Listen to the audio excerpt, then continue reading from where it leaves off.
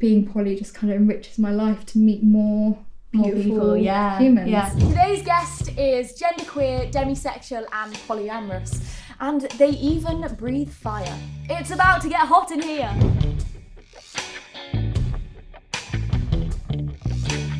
Welcome to Under the Sheets with Tatiana Ashbourne and friends, brought to you by Dirty Talk. I'm Tatiana Ashbourne and these are my friends.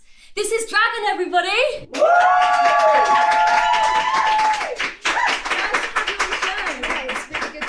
With you. I know, thank you. Get that a lot, actually. Bet you do. Yeah. So tell me a bit about you. So my name's Dragon. I'm genderqueer and queer as well. So yeah. Okay. And can you go in a bit about what that means for the people who don't know? Yeah. Being genderqueer means that I don't exist in the binary of female, male, in the sense that there's a binary gender, which is very words like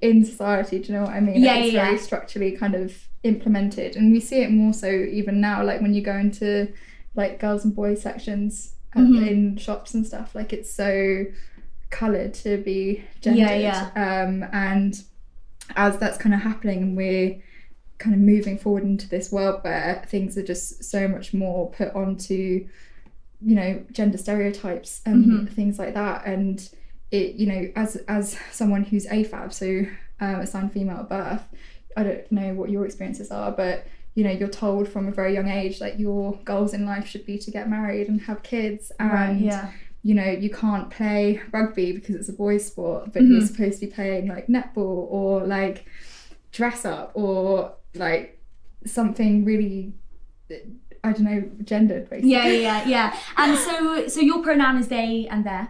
They, them. They, them. Sorry, messed up already. And how does it feel when someone gets it wrong? Is it something that, because a lot of people think that if you get it wrong, then sometimes people think that they will be annoyed at you, at, you know, the person for getting it wrong, or is it if it's just a slip up, then it's a slip up and you don't mind? Look, we live in like a very gendered society. Language is very gendered, especially like in English, but especially as you get into more European languages and languages that are constructed on gender. And you know, I don't think, obviously I can only talk from my own experience, but I don't think anyone who exists outside the binary, be that trans or genderqueer or gender fluid or non-binary, would be massively upset if you made a blip and then corrected yourself. And that's what you know, the basic thing you can do as a person is just respect someone's pronouns, and that's just asking for basic respect on someone's identity. So you know, when you do mess up, and it is bound to happen, especially when you're not used to it, all we want, and all I want personally is for someone to just be like, oh, correct yourself, say sorry, move on, don't make a big thing out of it. If you make a big thing out of it, it just makes everyone uncomfortable and awkward. And it's like, you know, you can apologize as many times as you want, but it doesn't change anything. Just try your hardest. And just correct yourself and move on. And how old were you when you first realized this is who you are? So I was probably about 11 when I realized that I'm demisexual and genderqueer. And I just kind of like, you know, I went to an all-girls school, and all the girls in my school were like talking about fancying people on TV. They'll be like, oh, this actor or actress and whatever else, like I'd love to be in bed with them. I am with you today. And I just never really understood that. When I see someone on a screen, I appreciate their work as an actor and actress, like, and how they've like created that character and whatever else, but it doesn't make me want to sleep with them or you know, want to date them in any capacity. For me, it's about that individual as a person, and that's what I like about, well, I mean, I obviously like my sexuality, I'm demisexual and it's great, but it's not all about that either. It's not about the physicality of someone. You know, who you are is who you are in your head. You know, it's literally your brain. And so is that what being demisexual is? So demisexual people tend to develop a sexual attraction after becoming emotionally attached or like attracted to someone, or intelligently kind of attract someone, so for their who they are as an individual, as opposed to like their physicality. And then the physical attraction comes as like a byproduct of being attracted to who that person is. I see. Okay. Nice. And so you talk about you being neurodiverse. So do you want to sort of explain what you mean by when you say that? And so there are lots of things that come under neurodiversity. I myself have Asperger's and ADHD. Other things that come under neurodiversity include OCD and like autism as well. Asperger's is part of the autism spectrum. It's usually classed as high functioning autism, which is technically quite problematic because it implies that people who have stronger or like more severe autism are low functioning, wherein in actual fact people who are neurodiverse are constantly masking and learning behaviours to fit in with neurotypical people. And I personally don't believe there really is like a low functioning or high functioning. You know, we're trying to adapt to our environment in situations wherein people don't always understand us or our behaviours or reactions to things, and then our behaviours and reactions to things can be slightly different to what you'd expect talking to someone who's neurotypical as opposed to neurodiverse. ADHD presents as resulting in issues that, not necessarily issues, but ADHD, basically people who have it might have problems prioritizing certain tasks or being able to know which task to prioritize. I, for one, will like start doing something and then realize I haven't done something else and go off and do that because I need to do that now, and then I'll forget about whatever it was that I was in the middle of, that I went to go to do something else, and then I'll go back to it like hours later and realize that I forgot to do something, or I was in the middle of doing something that needs to be done. It's when you live with it, it's not really something that you kind of notice as much. It's more people kind of pointing things out to me, where it's like kind of normal for me to just kind of take 4 hours to do something that should take like half an hour because I'm also doing like 10 other things at the same time. So it's a lot of multitasking and and just trying to get stuff done. And has being neurodiverse, have you realised, has it impacted you on your sex life or anything, or do you notice how it works? I wouldn't per se it's like say that it's impacted my sex life. I think I have a great sex life, and I think my partners have a great time, But with your relationships and everything, is it something that you notice are like with your relationships, when you say partners, is it something that could you be with, does that mean you can't be with one person for a long time, or if you find multiple people you could be with them for a while? So I'm poly. So I have a primary partner at the moment, and then I might have secondary partners. But poly relationships develop in all sorts of capacities. You will get poly relationships where there'll be 3 people in a throuple who they're all very clear communication, and they all kind of discuss and understand kind of who like their boundaries with each other. And the thing about being poly is it's not an excuse to go and screw whoever you want to screw. And it's not an excuse to have commitment issues or anything like that. And a lot of people will say they're poly, and obviously like I'm kind of being quite bored with this. Obviously there are lots of people who are poly who are actually poly, but there are some people who will take the label because they're actually non-monogamous, and non-monogamy and poly aren't the same thing. But they kind of live in the same realm. And essentially being poly is about loving to the full extent, and wanting your partner or partners to also be loved to the full extent, and understanding that no one person can truly take care of all their needs, and putting that pressure on one person can be really detrimental to a relationship. It also allows you to have that freedom to meet new people and have those experiences, and that's what life is about, in my opinion anyway. It's about the people you meet and the experiences you have from meeting those people, and what you learn from them about yourself and about the world and about them. And if anything, being poly just kind of enriches my life to meet more beautiful humans. And from being demisexual, does that mean that every time you're with a new partner that means you establish an emotional connection before anything else?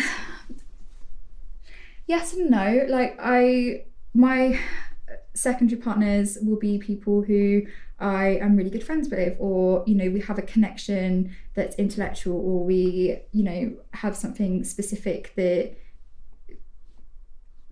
is kind of beautiful within itself. And then there's different levels to it. You know, I could have a partner who's asexual, and we could have a completely non-sexual relationship that's completely emotional or completely like intimate but not in a sexual capacity. You know, and then you might have a partner who you have a specific dynamic with them that you don't have with your other partners. So, you know, I could be in a dom-sub relationship with someone who is a sub, and then I could be in a dom-sub relationship with someone who's a dom, and then exist in those capacities completely separate from each other. And it just allows you as an individual to satisfy any and all needs that you may have in any capacity, and exist in different spheres with different people. And I feel like when you get to know someone and you're spending time with them, who you are with that person isn't different to who you are as an individual, but different people bring out certain aspects of you that aren't always present in other areas or groups. And like that's kind of the beauty of it, because you can have a relationship that exists completely on like one level and another relationship that exists on another level, and, you know, at the end of the day, all your needs are being met, and you're not putting pressure on any specific partner. And then they can also get anything that they need, be that physical intimacy or emotional intimacy, or, you know, whatever else it might be that they want and need out of it. So like, And how do you, so you have a primary partner, and how do you find someone who, how do you know that they're into the same thing as you and their sexuality is similar to you and are poly? Is it easy to find, or is it? I think it's just about having open conversations with people. And the thing about poly is it's not like you walk into something being like, this is who I am and this is what I want. You know, you negotiate your boundaries. You do it in monogamous relationships as well. You know, I've been in monogamous relationships, and I was working in Thailand doing a pub crawl, and I instigated body shots, and my partner at the time, who I was monogamous with, said to her that was cheating, because it was like whatever it was. And obviously everyone's got different boundaries, you know. Some people will be happy for you to be on like a dating app and talking to other people and not going anywhere, and other people would count that as cheating. And you know, everyone's boundaries are different, both being intimate and also in how you construct your relationship with each other. So I think it's really important just to have open communication and to be direct with your partner or partners about what you want and need and what you expect in that relationship, what you'd like out of it, you know. And that's what it is. It's about clear communication. Obviously it's important as well, if you've got multiple partners, to get tested regularly and like ensure your partner's also being safe for other people. But other than clear communication, like there isn't really much more to it. You know, you'll have some partners that will want to know everything, and others that are like, I would rather sit in the dark, don't tell me anything. But you know. And what do you prefer? I don't particularly have a preference. For me it's more about just making sure that, you know, I exist in myself as an individual, and, you know, I live my life to the fullest, and I communicate with my partners to whatever capacity that they need and want that communication. So if they need more communication, then I communicate as clearly as possible, and if they'd like to know as little as possible, then that's that situation. But you know, it's just about discussing what your boundaries are, and that's the same when you're having sex with someone. You know, you never know what is off limits for an individual that isn't off limits for other people. You can call it kinks and fetishes, or it can just be kind of like very vanilla basic sex, but not that that's basic, but you know. Vanilla sex isn't basic. Vanilla sex is great. All sex is great as long as everyone's having a good time, and no boundaries are being pushed. Like, you know, it's great. And you'll find that with different partners your boundaries are different as well. You know, who feels more comfortable with what and everything. Exactly. So, like there are certain partners that, you know, I've had partners in the past that I wouldn't let touch me, and I've had partners that I've not been allowed to touch them. Okay. And, you know, everyone's boundaries different based on their own experiences. Yeah. And it's just being respectful of that and who that person is as an individual. That's amazing. And how often do you get tested? So I get tested every 3 to 6 months. Okay. Yeah, and like at the moment, obviously we are in a pandemic, and as such, most clinics are closed and or like not as available, but there are great services available, especially in the UK, where you can literally contact your council and get an STD test posted to you. You literally take a little blood sample, do a swab, and send it back out, and you get the results within 2 weeks at the latest. Yeah. It's funny because, you know, I find that when you get the blood, you have to do a blood sample. Yeah. But I can never, they don't give you enough pins to put, to sort of get the blood out. And I only get like a little drip, and it's so annoying because you can't seem to get any more out. But yeah, it's definitely just learning how to use it. Yeah, I mean, it's different for everyone. Like, you know, I always have trouble drawing blood as well. Yeah. So, you know, just got to squeeze it out. Yeah. Oh God. So what would you like your vagina to taste like? I feel like we should also, so on terminology, it's a vulva. Okay. Yeah, because the vagina actually only talks about the cavity, the opening. Great. And by using vulva, we're not reducing women and AFAB people to a single orifice. I see. Yeah. You know, a lot of stimulation that is important when having sex with someone who is AFAB or female presenting and has vulva. You know, there's the clitoris, and every orgasm is actually a result of the clitoris, even if it's an internal orgasm or an orgasm from a different capacity. I don't think having an ideal vulva is a good premise. That's a great way to be though. Like, I think all vulvas are beautiful. Yeah, you know, no, definitely. Like labia, clitoris, like all of it. Yeah, you know, like it's great. And I don't particularly have any wants or needs, and I think I taste great. So I'm sure you do. I think it's one of those things that I know that I'm so bad with when it comes to terminology, you know, and knowing stuff, and I think that it's so important that we're taught more about it, because I find it embarrassing the stuff I don't know about what I have in my own body. You know, so I couldn't name you anything really. So it's definitely great having, you know, someone who knows, you know your body, and that's absolutely amazing because I can't say that I necessarily know my body.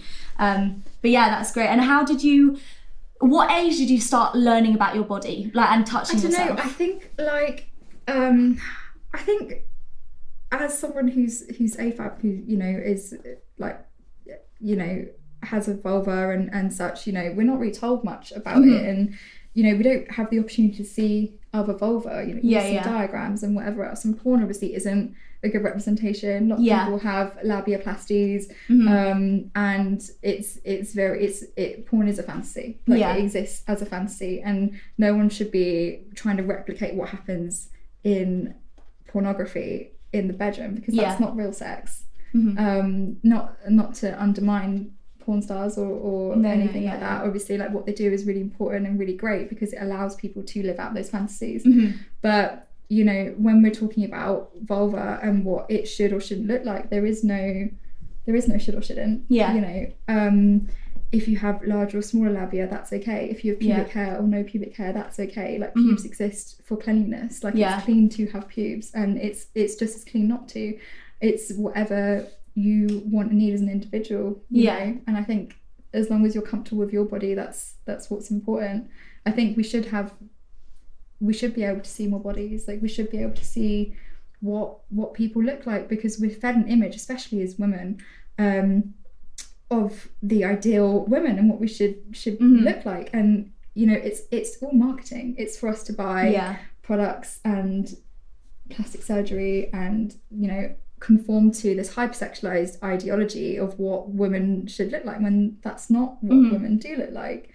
And I think a lot of being genderqueer as well is breaking that, breaking that perception of like hypersexualizing women, hypersexualizing AFAB bodies, and and this pretense or idea of what a human being should look like based on their genitals, which is absurd to me. Yeah, no, definitely, no, yeah. What's an embarrassing moment that you've had in a sexual encounter? Oh gosh, okay. I have like a really horrific but like entertaining story. This was last year as well. So I was with a partner, and we were using a butt plug, and the butt plug went in, and got stuck because it like full on went in. Obviously, butt plugs and all anal toys should have a flared base for your own safety, because anything can go up there and not come back out. And it got stuck inside, and in me. And it took like 45 minutes to get it out, because like you're clenching your bum, and I'm just like trying to get this butt plug out, and it's got a flower on the bottom of it, like a rose, and it like there was some blood. It wasn't fun, but I didn't have to go to A&E. So I know that's saving you from a lot of questions.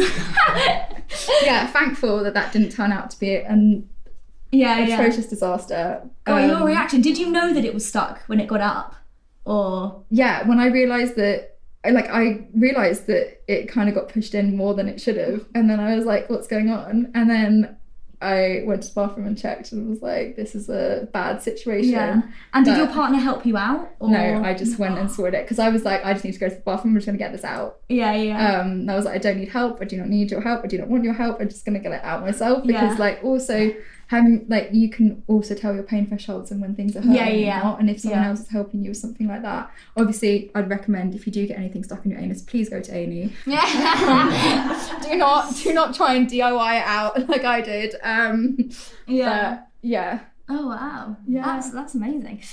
So I've always been interested in the term, obviously correct me if I'm ever wrong with my terms, but with the idea of scissoring someone. Okay. Yeah. So scissoring is actually a subcategory of tribbing. Okay. Yeah. Wow. Yeah. We learn great things. We do. So tribbing is when someone, obviously you can be engaged with one person, but you can even be by yourself tribbing. It's essentially when you rub your vulva on something or someone, and scissoring specifically is vulva on vulva. But tribbing can happen in any capacity. So if you are grinding on someone's leg, that's tribbing. Or any other part of anyone's body, or theoretically like a pillow or whatever other object you want to use. Okay. And in the act of doing that, is it I don't know how, so that's a way to obviously orgasm and finish and everything. And so does it, if you're doing that for the whole time, does it then is there a worry of it going into do you know what I mean? Like, so you'll come from one vulva into the other one, and then the other one. I mean, I think everyone should be conscious of fluid bonding when having sex, and that's when you exchange fluids, and you shouldn't I personally would say you shouldn't fluid bond with anyone that you don't know, isn't safe, hasn't been tested recently, any of the above. There are obviously ways to practice tribbing or scissoring safely. There's latex underwear you can get, which are one use only, but they're phenomenal. So you can wear those. So that's also great if you don't want someone to see your vulva, or taste it specifically, or whatever else. If you're conscious of that, or if you're not feeling good about anything capacity, whatever really. You can also use dental dams. You can keep your underwear on, like you don't have to take your underwear off to practice any of those sexual acts. Like you can partake in as much or as little, wearing as much or as little as you want.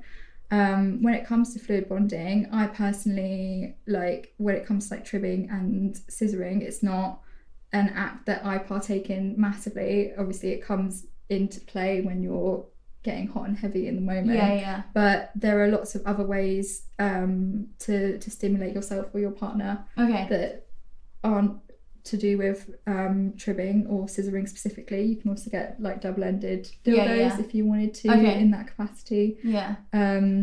But yeah, I mean, there's so many sexual acts you can do. I know. I'm still learning them all. Yeah. Okay. And so, how do you feel about period sex?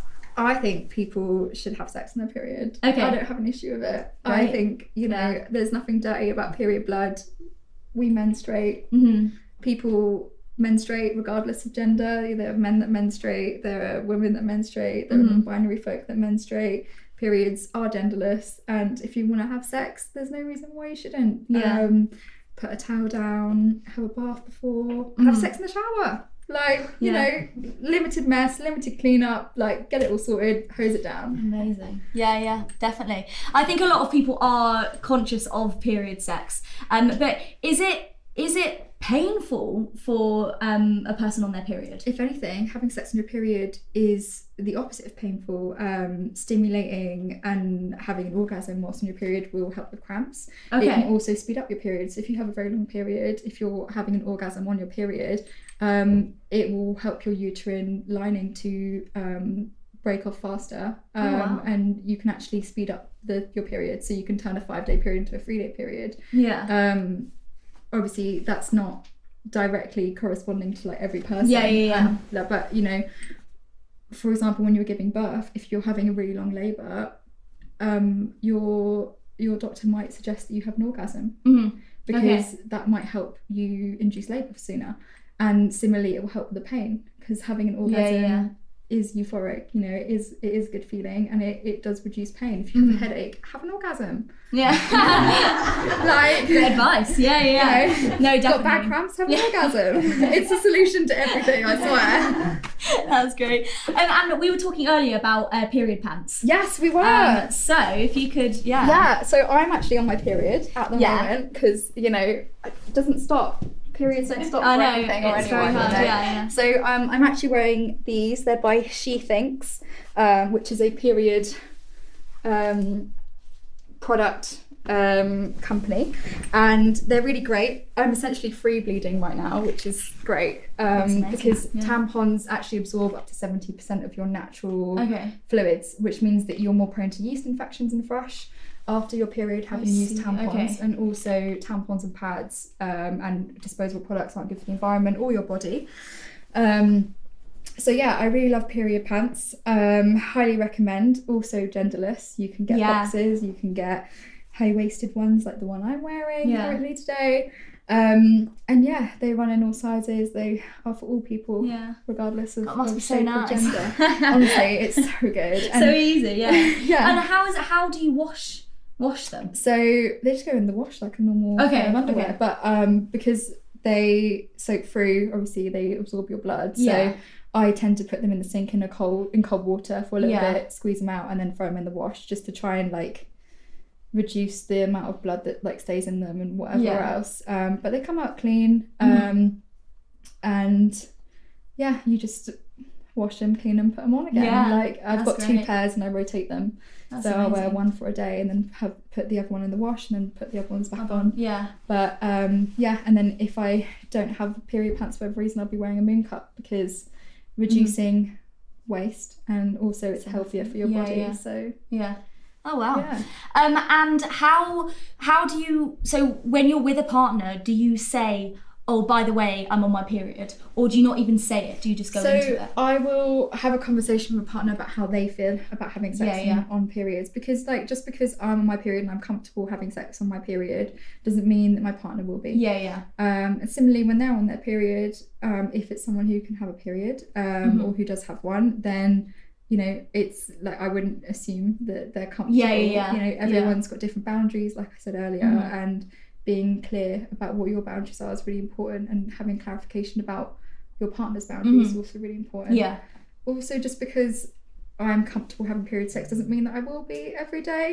I might have a day where I particularly feel not great, or specifically like I might feel quite dysphoric one day because of my period or something else, and I might not be up for it for whatever reason. Just like as human beings day to day, we might not want to have sex at any moment, and then we might at another.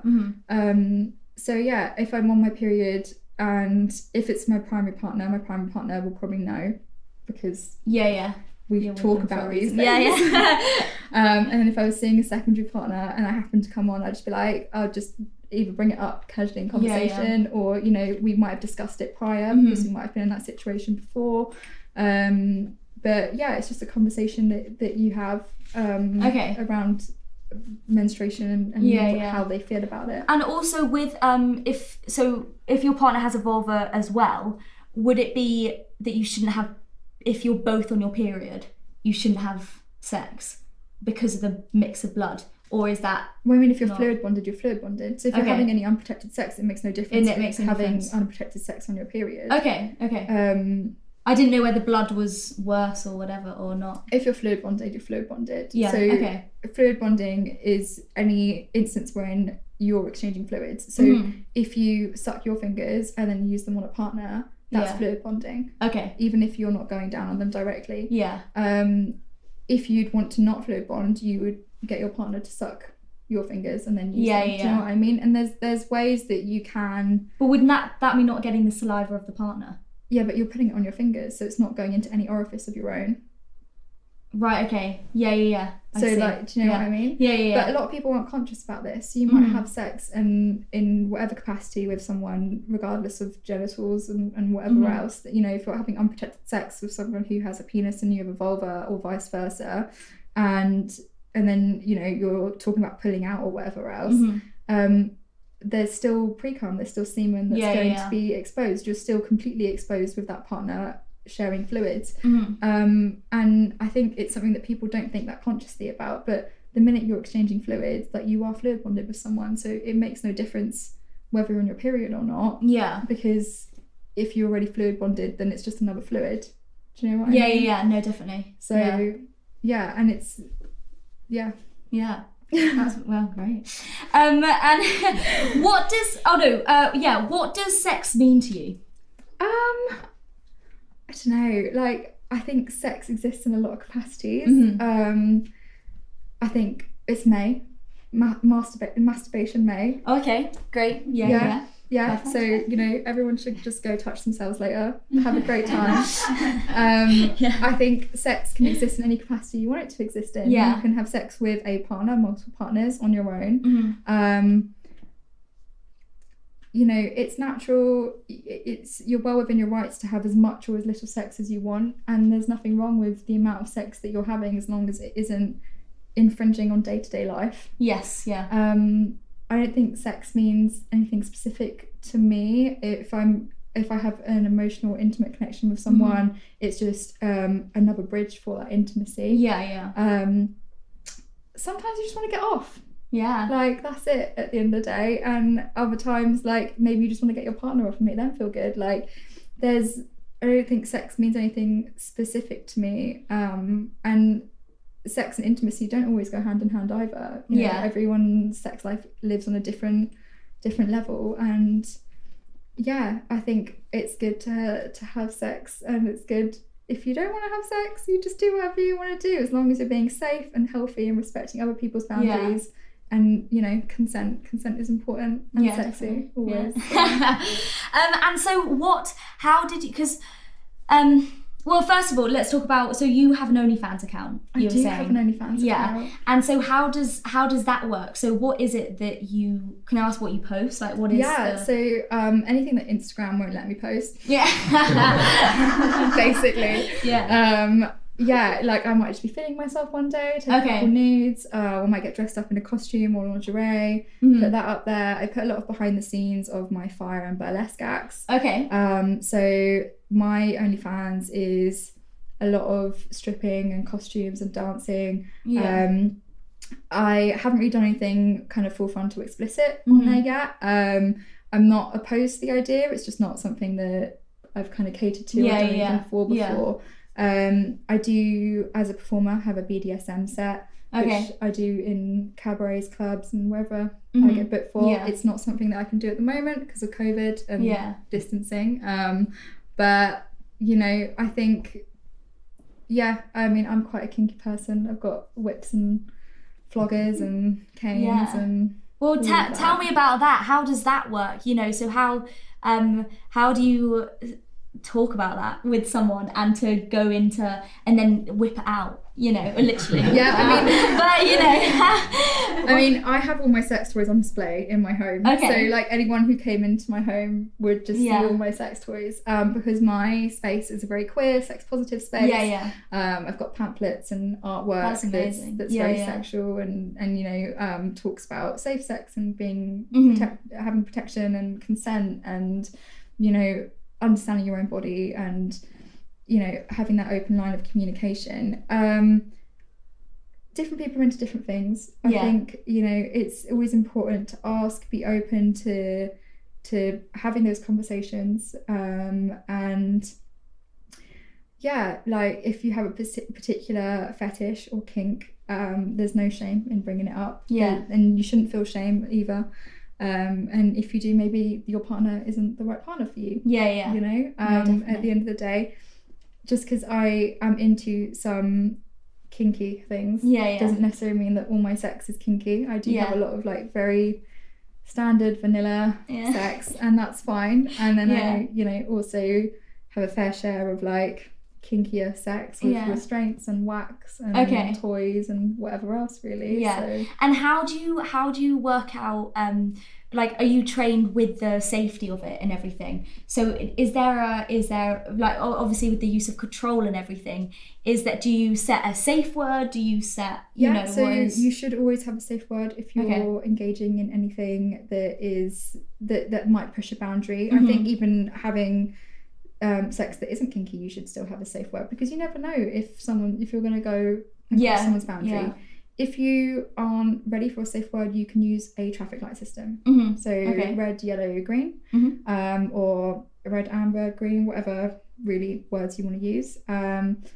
If everything's okay, it's green. If something's like not quite wrong but like not right and you want to like reshuffle and you don't know how to communicate with your partner, you can just say like yellow or amber, and then kind of, because a lot of the time it's not a case of like you want to stop like you wouldn't want to be like safe wording out of a scene or out of a sexual interaction. It's more the case that you might want to stop, do something try else. something else, or you know, maybe that angle's not right, or maybe, you know, it's too hard, or you know, hurting in some capacity, or not quite right for whatever reason. It's just about having open communication. And if you're not able to verbally communicate, you can also put in other steps to be able to communicate. So you can put in like a tapping system or whatever else. And there are ways to do certain things, like choking, for example. There's different ways to choke depending on if it's about breath play or not. Sometimes it's a control thing. A lot of sex is about power. Power plays a big thing. So is sensation play, which is like using different temperatures and things that might feel differently. So like you might have a feather tickler, which is obviously very soft, and then you might have something that's a lot harder. You could use paddles and floggers. There's certain ways to use floggers. So many words I've never heard of. There's like diagrams you can look up where there are certain, if you're using a flogger on someone, there's a way to use a flogger as well. So you can go to kink meetups, they're called munchings. Where you just meet other people in the kink community, or you can go to like full-on kink events. You can go to workshops and learn how to do things. I started to get into shibari a little bit whilst in lockdown, which is like rope play. Shibari can exist both in a sexual capacity and a non-sexual capacity. You'll get people at shibari classes that are just there because they want to be suspended, and it's not sexual at all, it's just something that they want to try, or people who just like rope, or who want to learn new knots, or you know, you get rope bunnies and riggers. A rope bunny is someone who likes to be tied up, and a rigger is someone who ties someone up. And there's things you can do and trainings you can do. I wouldn't advise anyone like try anything without looking into it first. There's a great book called The Topping Book, which goes through lots of techniques and information. There's lots of other books that you can get and read for information, and you can, like I said, go to a munching, talk to someone in the kink community, and learn things yourself. Like when flogging, there's areas that you wouldn't want to flog because it can actually cause long-term damage. You can damage nerve endings, you can cause bleeding, internal and external. So, you know, just being aware of kind of what you're doing and your partner, and just making sure you're checking in constantly, whether that's verbally or non-verbally. it's all really important. Yeah. And how did you how did you know that was what it was you were into? Was it when you first had sex, you then just experimented more and you realised, or did you see it and yeah, I mean, I think I have just had partners who have either experimented a lot before or who have been like really open to experimentation with me, which I'm very grateful for. And yeah, I think as I got more into it, I started reading more books, I started talking to more people, and as a result, I have gotten, like, I know more about the community and stuff, but I'm by no means an expert. Like, you can talk to someone who's been a professional dom for like a decade plus, and they'll be able to tell you far more than I can. Also, someone who's like a 24/7 sub might be able to tell you a lot more than I can. I dip my toe in the kink world. There's so much more. So much more. It's crazy. And like what I'm talking about and what we're talking about is literally like icing on the cake. Like it's the very precusp of the kink community and sexual exploration. And would you like to delve in more? Yeah, 100%. Like, even if I'm not particularly interested in something per se myself, like, I still want to understand it. If I had someone who came up to me in whatever capacity and we engaged in some kind of relationship, whatever that is, and they had a particular interest in something, I would want to know about it, because I want to be able to satisfy my partner in whatever it is that they want. And if, you know, I met someone who was really into breath play, I'd do as much research as I can into that. If I met someone who was really into spanking and impact play, then I would read much more about impact play and talk to other professionals in that field. And, you know, knowledge is power, and there's so much that you can learn. And how easy is it to find a professional? Is it a look up on the internet? A lot of people in the kink community might have aliases, or, you know, might not be as forthcoming about who they are, because, you know, a lot of people have you know, jobs that they need to keep. Kink is a taboo in a lot of cultures, a lot of areas, and just being conscious of that as well. But you can go to events and parties. Torture Garden is quite well known as a kink event. You've got Killing Kittens, which is a queer women's event, but also in a kink capacity. There are sex parties that are very well known of. You can look up Crossbreeds, which is a queer party event, which, you know, there's a lot of events. Like, once you start looking into it, there's like club nights. I mean, obviously not right now, we're in a pandemic, but like prior and hopefully soon. You know, there are kink nights, there are swingers parties, there are events that you can go to where you can just learn about one specific thing. There's actually a London shibari school if you want to learn about rigging or being a rope bunny, or like just about it in as a whole, like not even in from like one category or another, you know. And a lot of these things exist externally to kind of sex and intimacy. You know, you can go and take a class on flogging. It doesn't mean you want to be flogged or flog someone. But I think having that knowledge and understanding what you're doing and the potential impact of what you're doing. I mean, that's punny, but, you know. It's I think there's no harm in learning as much as you can, even if it's something that that you don't particularly partake in daily. Just having an understanding of it is 100%. great. Definitely. I should have a few questions from the audience, if that's all right, to top it off. So thank you very much, guys. Okay, have you ever experienced jealousy or insecurity in poly relationships? So there's actually this really amazing term, it's called compersion, and it's the opposite of jealousy, and it's when you feel happy / like joy as a result of a partner getting their needs satisfied / loved by another person. I'm not a very jealous person personally. I think I don't get jealous per se, but I think as a human being we all have our own insecurities, and it's easy to kind of play into those, and sometimes I do feel insecure, like we all do sometimes. And when it comes to being poly, you know, being clear about your boundaries and how you exist and what you are to that person, and vice versa is important. One, to like not lead anyone on or give someone the wrong impression, but also so that you know where you stand as an individual as well. It's natural to feel jealous. Jealousy is natural, and there's nothing wrong with it. And if you do feel jealous, I would just say to like talk to your partner about that and be open about the fact that you feel jealous, or you know, instigate that conversation if you feel like your partner might be jealous about something, and just be like, how do you feel about this, and just have an open conversation.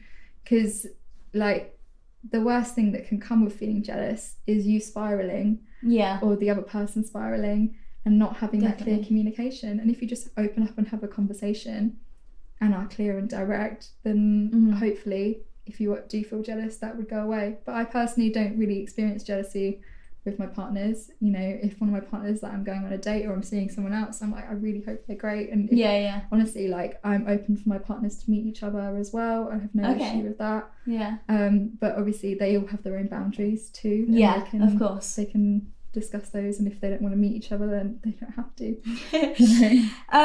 Does your primary partner at the moment also have secondary partners? So my primary partner at the moment, she is going on a couple dates with other people, but she doesn't have any secondary partners at the moment. And yeah. How, so it goes primary then secondary, and is there something after that? Well, some people who are poly won't even have a primary partner. I have a friend who calls her primary partner a galaxy, and then her secondary partner's constellations, which is really cute. But yeah, you don't have to have a primary partner or a secondary partner. You can be poly and just exist within yourself. I've got friends who are poly and they'll say their primary partner is themselves, and then all their other partners exist in that capacity.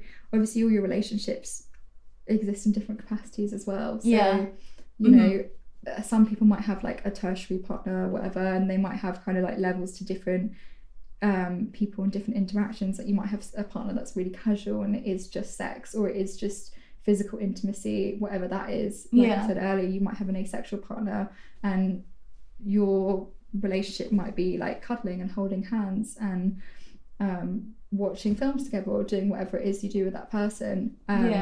Just like when you have different friends and you do different things with different friends, you know, like you might have a friend that you go to the movies with, and a friend that you go rollerblading with, and a friend that you talk about sex toys with. Do you know what I mean? Like, as friendships and other relationships live on and exist on different levels, so do your intimate relationships. Yeah, definitely. I agree. You seem so open-minded, but is there anything you wouldn't do in the bedroom? I mean, if a partner came to me and said they wanted to try something, I would always be open to trying something once. Because I feel like, you know, there's no harm in trying something once. If you like it, do it again. If you don't, maybe try it out one more time and see if you do like it. And if you don't, then just don't go there again. Like, there are things that I didn't particularly enjoy the first time I tried it, or with a particular partner, and then doing them on my own or doing them with another partner have been like a crazy euphoric experience. And you know, sometimes it's about the person, sometimes it's about you, sometimes it's about where you are with yourself and how you feel about your body. So I wouldn't say anything is completely off the table, but there are definitely things that I don't actively partake in. Like I wouldn't knife play, for example, isn't something I would do. But like if a partner was really into that, I'd be open to that as a conversation to potentially be something. But you know, there's more than 300 sexual acts that you can do. And you know, I have a will, want, won't list. The wants are like the things that you enjoy, that you actively would like to have, not necessarily every day in sex, but like regularly or whatever else. Then you have a will list, which is things that you're open to trying or willing to do if a partner wants to. And then you have a won't list, which are your hard limits.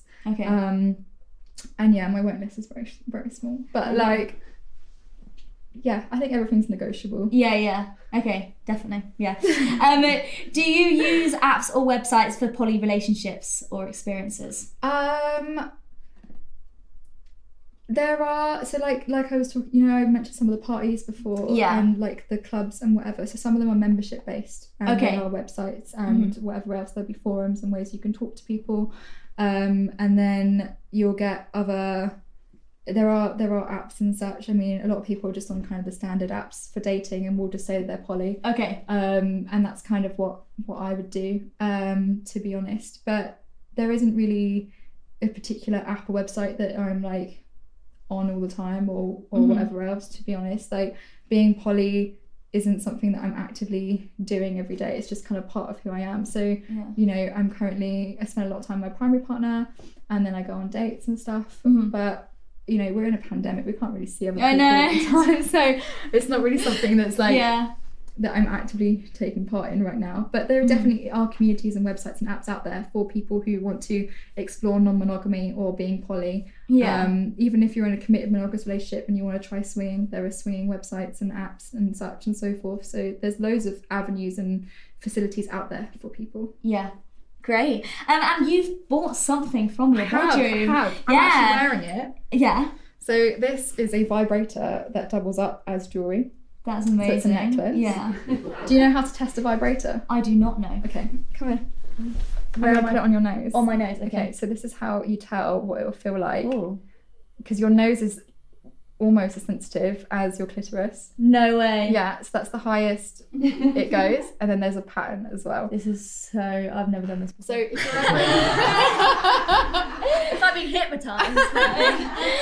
So if you're ever in a sex shop where you're trying out a new sex toy and you want to like see if it's going to be too much for you, your nose is a great way to test the vibration. Wow. So but this is by a company called Crave. Their Instagram is Love Crave. I absolutely love them because they make sex toys. I love Crave because they make sex toys that are wearable and discreet. It's a women-run company, and all their items are beautiful. And so sometimes you turn it on when it is like in there. I mean, I wouldn't turn it on just wearing it. Okay. I've definitely worn it on dates before, and someone been like, "I like your necklace." I'm like, "Oh, it's a sex toy," and I'm like, so "Come cool. here." Yeah. Oh, so I'm not the first note. Okay, and now fire. Let's see what you've got. I'm a fire and burlesque performer. Okay. And I've been doing fire for about 2 years now, which isn't that long. But let's crack some out. Where do I need to sit? You are. Here's where you are. Am I actually? Okay. Yeah. You're fine up there. Okay. It's about to get a bit hot in here. It is. Oh, I thought it's already hot in here. Do not try this at home. Yes. Please don't try this at home. Okie dokie.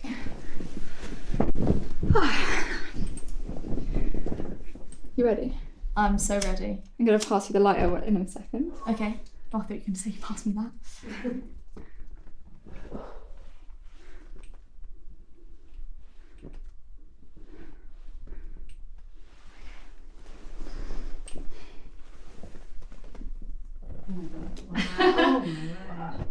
Oh my god.